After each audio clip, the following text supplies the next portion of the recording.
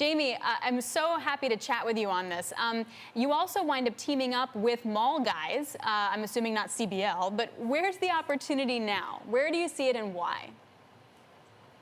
Look, the opportunity, I will always say that bricks and mortar is an important part of building a brand, not just locally in the US market, but globally.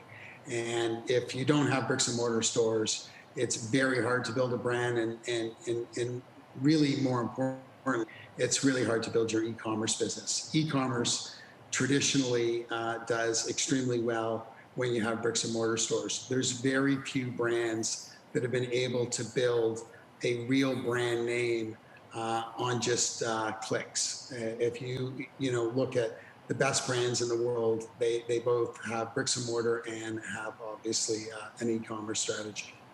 So I guess the question is, do you see the physical retail stores then as more of like a warehouse, like a good point of sale, or do you see it as really like an experience that we would have been talking about like 6, 7, 8 months ago? I think it's both. I think that, your e-commerce business today, is roughly 25% of our turnover. Do we see it going higher? The answer is yes, we do see it going higher, but we're also getting smarter because with everything that's happening with digital, with AI, you're starting to carry, the right merchandise in those stores, based on the customers that are in the area around those stores. So I do think that physical stores are still very, very important in servicing the consumer. And yes, the stores have to become more experiential. And there's got to be a reason why people come into stores, not just to try on the product, but to also experience the product and get a much better feeling than they have in the past, just with traditional apparel retail. What I find interesting about sort of the collection of companies that you own, right, like Forever 21, Brooks Brothers, Barney's, like they're kind of all over. Like you're getting a segment of each area of the market. Can you give me a hint as to what you're looking at next in terms of what type of area in the retail market you think provides really good opportunity?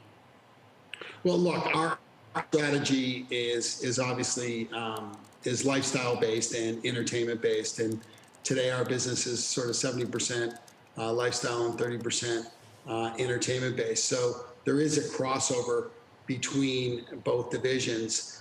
As far as which brands we're looking to buy, we look, is it a retail brand or is it a brand? And I would argue with you, there's certain brands out there that we have looked at and have not purchased because they are retail brands. They're not real brands where you can expand them into multiple categories. Like and what? Also expand them. Well, look, we looked at Charlotte Russe, we looked at Charming Shops, and we passed on both of those deals because they're not, in my opinion, and everyone's obviously entitled to an opinion, they're not real brands. They're good labels and they're good retail stores, but they're not brands that I see expansion. And when you look at a brand, can that brand, sit in other retail stores? Can that brand expand into other categories? And more importantly, can that brand expand globally?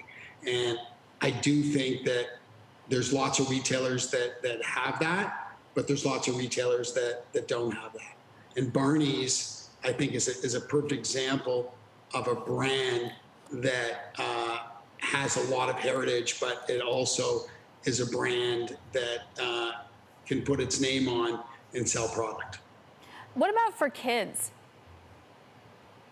That's interesting, right? All of our brands do focus in the kids area, but we don't own any real kids brands today. So that's definitely an area that we're looking at and we would like to get into. And especially, ABG has a very young management team, and kids is something that is important to us because they're all having babies now. And we're looking at that segment a lot lately. So, we haven't found the right one to buy, but our eye is wide open for a great kids brand. Does it get more wide open? And I'm really talking about sort of the importance of stimulus measures that we've seen here in the U.S. and the payroll protection program. If that goes away, Walmart in itself in the conference call yesterday talked about how important that was multiple times and warning that potentially the sales were down in July or not as good in July because that payroll protection program rolled off. Does that in a weird way create opportunity to you? Like, how do you look at policy support right now?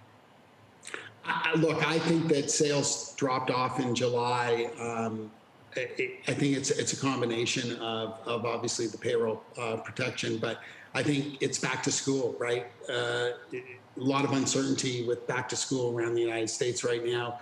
Who's going to school, who's not going to schools, an online program, are you going to go to physical schools, private schools, public schools?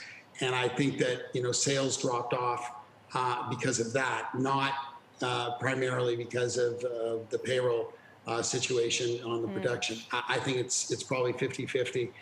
I think, the money, definitely, dried up, but I'm not so sure that that was the total reason for the drop in revenue over the back half of July and August.